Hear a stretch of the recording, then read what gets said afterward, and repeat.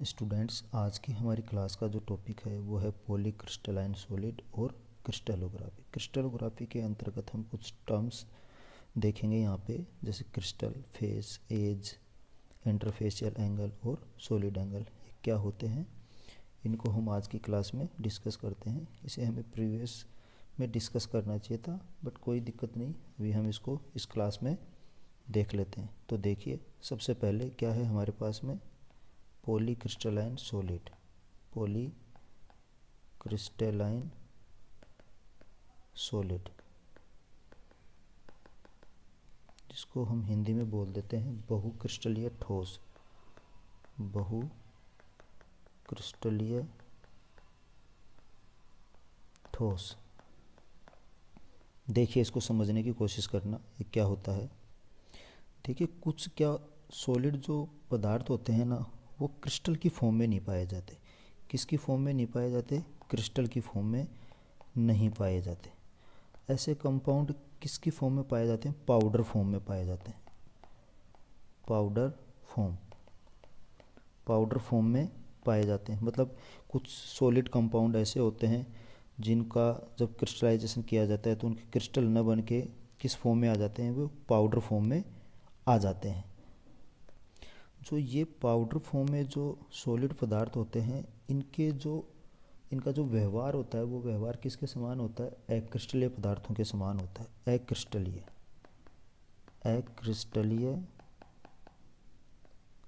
पदार्थ के समान गुण।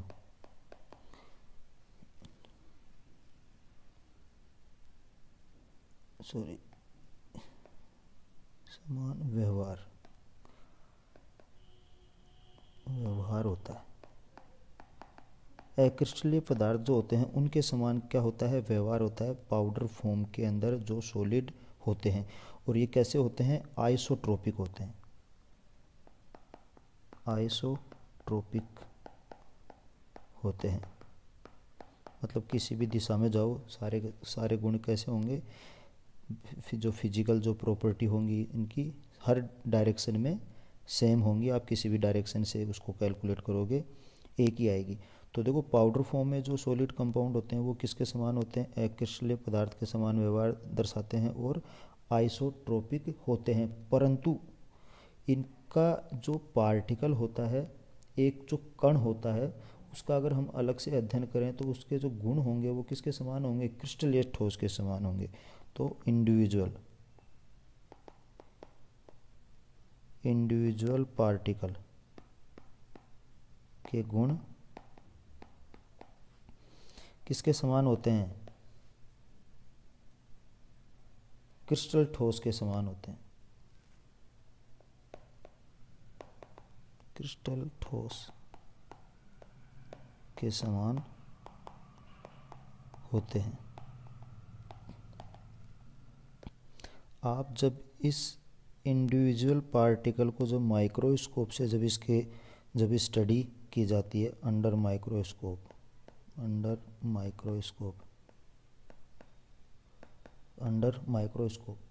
तो जो इसकी जो संरचना होती है वो किसकी तरह होती है? बिल्कुल जो क्रिस्टलाइन सॉलिड होते हैं उनकी तरह। मतलब इसमें निश्चित ज्यामितीय आकृति पाई जाती है। निश्चित ज्यामितीय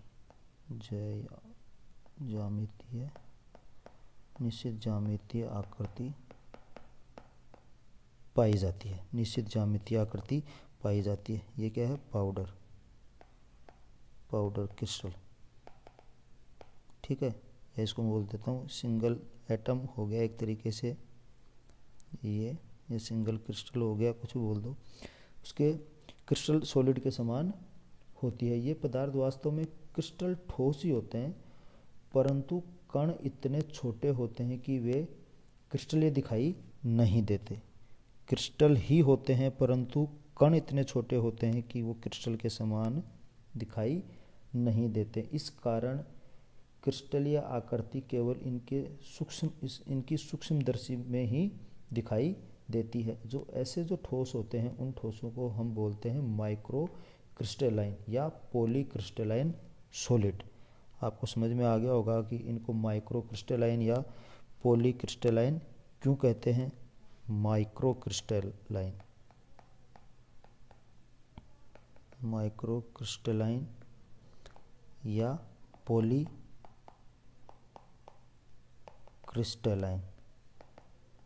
रीजन, क्रिस्टल स्ट्रक्चर, एक second, crystal structure seen only under the microscope,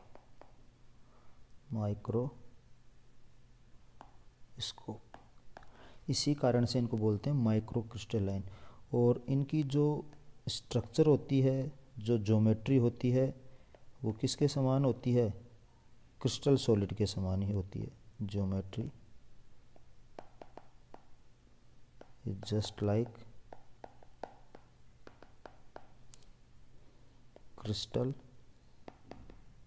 solid।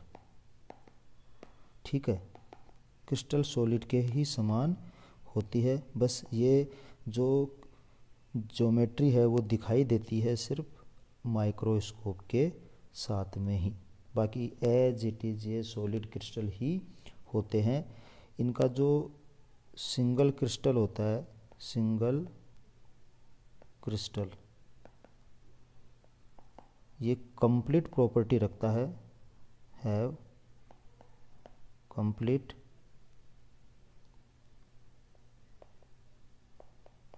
Property of crystal solid. ठीक है, तो ये हो गया हमारा माइक्रोक्रिस्टलाइन या पॉली। अब देखिए इनका जो ये सिंगल क्रिस्टल होता है ना, ये सिंगल क्रिस्टल कैसा होता है? विषमदैशिक। कैसा होता है? विषमदैशिक। लेकिन अगर इस टाइप के खूब सारे सिंगल क्रिस्टलों को अगर मैं आपस में मिला दूं, खूब सारे सिंगल क्रिस्टल को अगर मैं आपस में मिला दूं, तो ये क्या हो जाएंगे? समदैशिक। समदैशिक हो जाएंगे। ये चीज़ हमें ध्यान में रखनी है। अब इन सारी प्रॉपर्टी से आप इसकी डेफिनेशन बना सकते हो कि माइक्रोक्रिस्टलाइन या पॉलीक्रिस्टलाइन सॉलिड क्या होते हैं। तो डेफिनेशन लिख लेते हैं इसकी। अब समझ में आ गया होगा आपको, अब डेफिनेशन लिखना इजी हो जाएगा।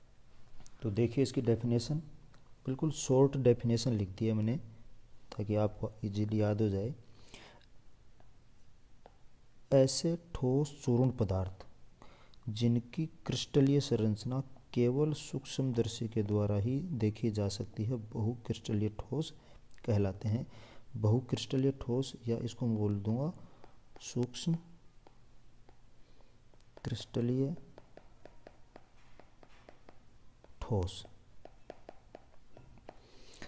अब इनकी अगर प्रॉपर्टी आपको लिखनी हो तो गुण आप लिख सकते हैं इनके। चूर्ण के रूप में समदैशिक होते हैं, समदैशिक होते हैं।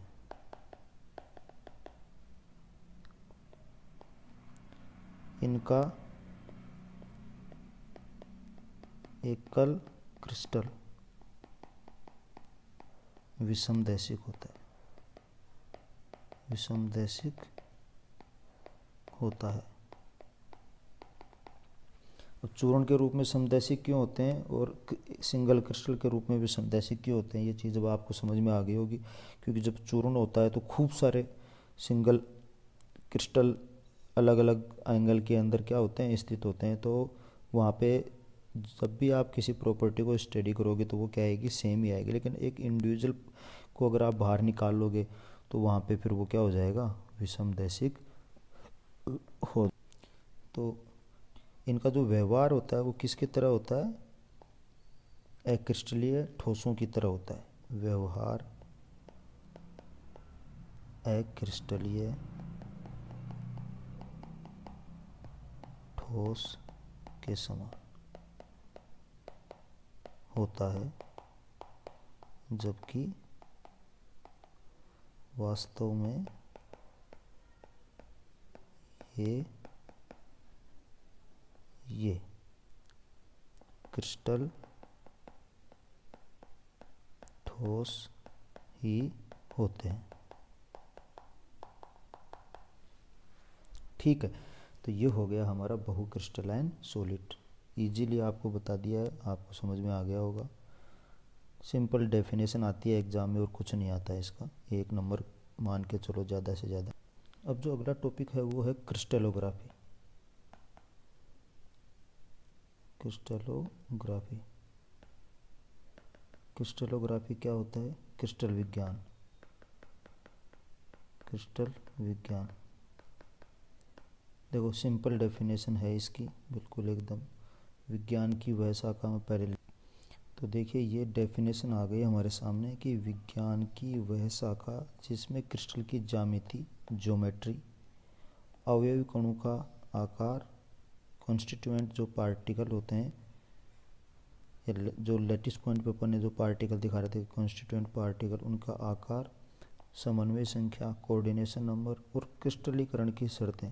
जो क्रिस्टलाइजेशन होता है उसकी क्या क्या शर्तें होती हैं कि क्रिस्टलीकरण होगा नहीं होगा, होगा तो कैसे होगा, किस टेम्परेचर पे होगा, वो सारी चीज़ें, तथा उसके गुणों का, क्रिस्टल जो है उसके क्रिस्टल के गुणों का अध्ययन किया जाता है, उसे हम बोलते हैं क्रिस्टल विज्ञान। अब क्रिस्टल विज्ञान को समझने के लिए कुछ शब्दों या कुछ परिभाषाओं को जानना आवश्यक है, तो उनके बारे में हम देख लेते हैं। तो पहला, क्रिस्टल क्या होता है?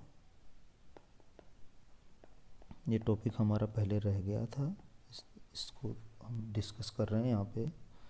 क्रिस्टल क्या होता है? देखो क्रिस्टल एक पिंड होता है जो कि निश्चित ज्यामितीय आकृति के लिए जो आवश्यक प्लेन सरफेसेस जो होती हैं वो उसमें हो, और अवयवी कणों की जो आंतरिक जो व्यवस्था है उसको वो क्या कर सके, स्पष्ट कर सके।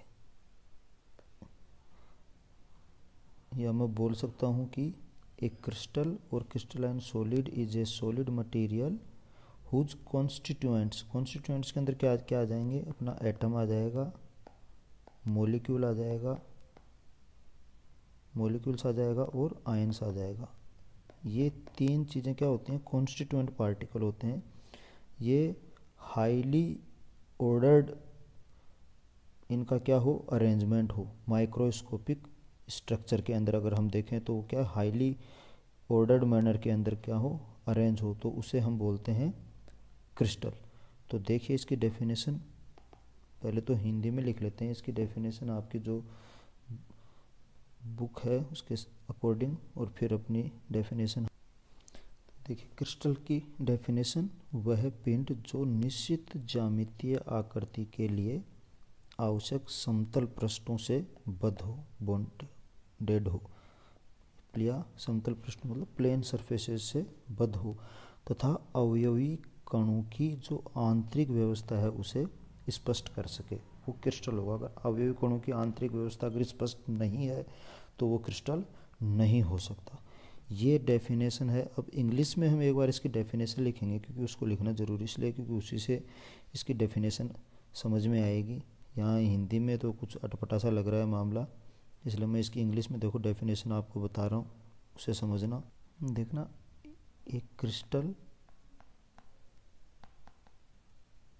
और crystalline solid is a solid material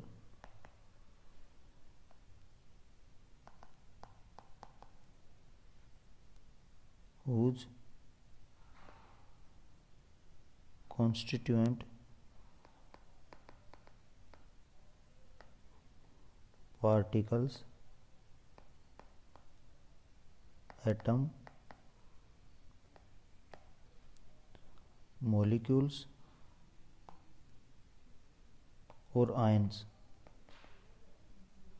are highly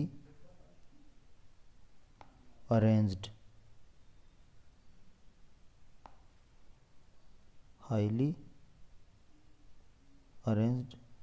at the microscopic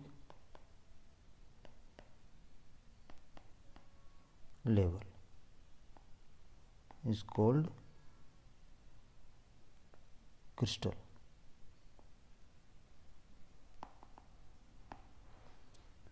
highly order arrangement लिख दो या हाईली ऑर्डर्ड आ जाएगा यहाँ पे, एक minute, highly ordered, highly ordered arrangement, minute, ठीक है। तो थोड़ा सा चेंज कर दिया है मैंने एक बार डेफिनेशन को।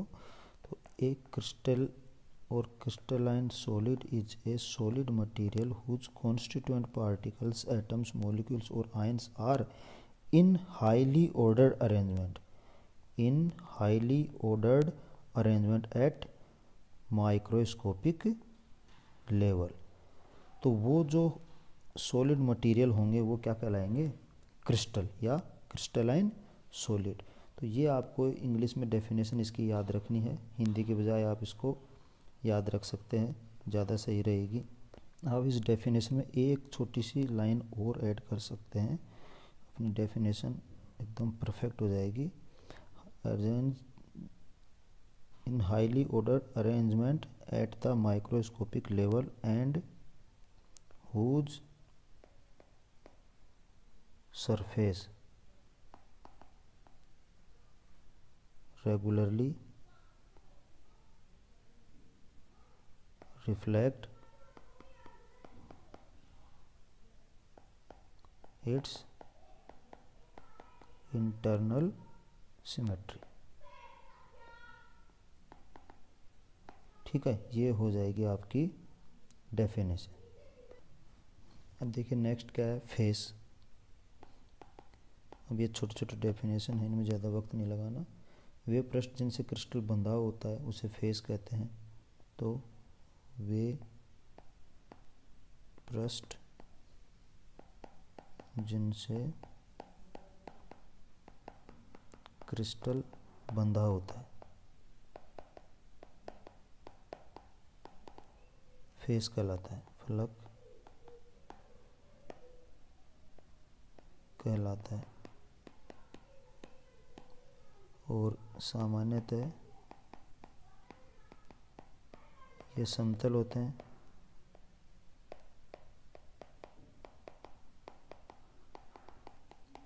ठीक है। और एक घन में कितने फेस होते हैं आपको पता है, 6 फेस होते हैं, तो वो और आप ऐड कर सकते हो। तीसरी जो डेफिनेशन है वो है एज की या किनारा। किनारा क्या होता है? एज, ठीक है। वह रेखा जहाँ पे 2 फेस आके मिलते हैं उसे हम क्या बोलते हैं? किनारा। जैसे एक घन को देखिए आप,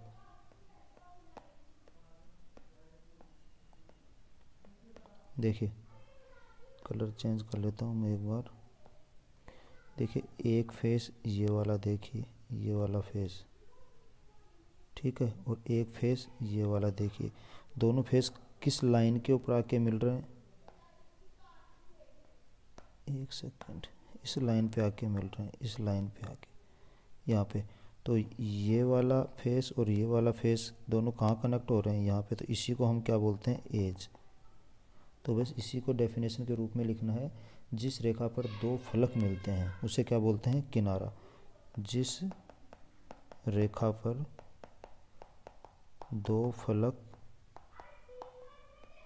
मिलते हैं उसे किनारा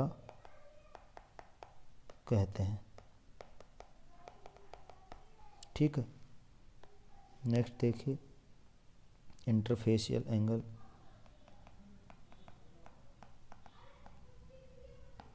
इंटरफेशियल एंगल, देखिए इंटरफेशियल एंगल क्या होता है? किसी क्रिस्टल के 2 फलकों के बीच का कोण इंटरफेशियल एंगल कहलाता है। जैसे मान लो मेरे पास में एक क्रिस्टल है ये, तो एक फेस ये और एक फेस ये, इसके बीच का जो एंगल है ये क्या कहलाएगा, इंटरफेशियल एंगल थीटा।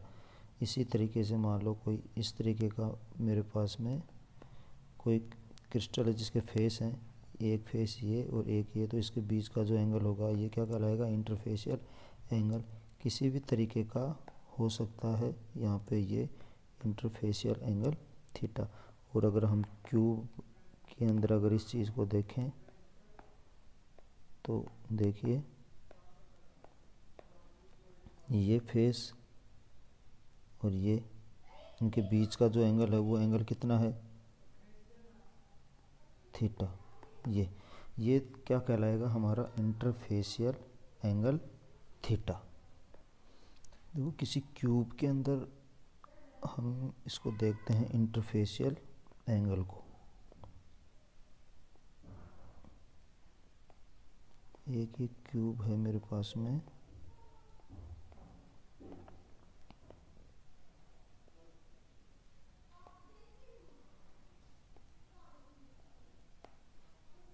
अब यहाँ पे दो फेस ले रहा हूँ मैं, एक फेस ये वाला ले लेता हूँ और जो दूसरा फेस है वो दूसरा वाला फेस मैं ये ले रहा हूँ। और जो इसकी जो डेफिनेशन है वो डेफिनेशन क्या होती है, the angle between any two intersecting faces is called interfacial angle. Intersecting, दो फेस एक दूसरे को जहाँ काटते हैं, अब ये वाला फेस और ये वाला फेस एक दूसरे को कहाँ काट रहे हैं, इस लाइन पे काट रहे हैं, तो इनके बीच का जो कोण होगा उसको हम बोलेंगे इंटरफेशियल एंगल। देखो वो एंगल कौन सा है, ये वाला, ये, तो ये एंगल हमारा क्या होगा, थीटा। या देखो मैं यहाँ यूँ दिखाऊँ, ये वाला एंगल थीटा, ये एंगल थीटा, इस तरीके से ये है हमारा इंटरफेशियल एंगल। देखिए इसको डायग्राम को आप इस तरीके से देख लीजिए, अलग से बना देता हूँ मैं।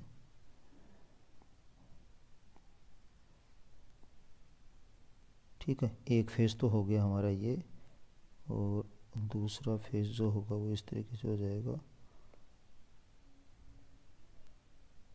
ये देखिए ये एंगल क्या हो जाएगा, थीटा। मतलब आप बुक को अज्यूम कर लो एक तरीके से कि बुक को आप फोल्ड कर रहे हो, जैसे बुक का एक पृष्ठ ये है, एक इधर वाला पृष्ठ ये है, और ये बीच की लाइन जहाँ पे दोनों पृष्ठ आके मिल रहे हैं, तो इनके बीच का जो कोण होगा वो कोण क्या कहलाएगा, इंटरफेशियल एंगल। मतलब यहाँ जहाँ पे दो फेस एक दूसरे को इंटरसेक्ट करते हैं उस वो एंगल इंटरफेशियल एंगल कहलाता है। अब देखिए आगे, देखिए नेक्स्ट है हमारे पास में घन कोण। घन कोण क्या होता है, the angle between more than two intersecting faces is called solid angle. जहाँ पे दो से अधिक फेसेस एक दूसरे को इंटरसेक्ट करते हैं उसे हम बोलते हैं घन कोण या सॉलिड एंगल। तो वह कोण जिस पर दो से अधिक फलक एक दूसरे को काटते हैं घन कोण कहलाता है। और इसका जो मान है वो किस तरीके से काटते हैं, कैलकुलेट करते हैं। एक फॉर्मूला आपको याद रखना, ए बराबर E plus two minus F, जहाँ पे ए क्या है, नंबर ऑफ सॉलिड एंगल, ई क्या है, नंबर ऑफ एजेज, और एफ क्या है, नंबर ऑफ फेसेज। अगर आपको एफ का मान दे रखा हो, ई का मान दे रखा हो, तो सॉलिड एंगल का मान आसानी से ज्ञात किया जा सकता है। ठीक है, आगे की क्लासेज में हम आगे बाकी के जो टॉपिक हमारे रह गए, जैसे क्रिस्टल विज्ञान के जो नियम है, जिसमें law of constancy of interfacial angle, अंतरफलक कोण की स्थिरता का नियम, परिमेय घातांक का नियम, इसको डिस्कस करेंगे। एक चीज़ रह गई, जो इंटरफेशियल एंगल होता है इसको हम अल्फ़ा, बीटा और गामा से रिप्रेजेंट करते हैं। ये हमें याद रखना है, अल्फ़ा, बीटा और गामा, जिसको हम आगे भी डिस्कस करेंगे। तब तक के लिए थैंक यू।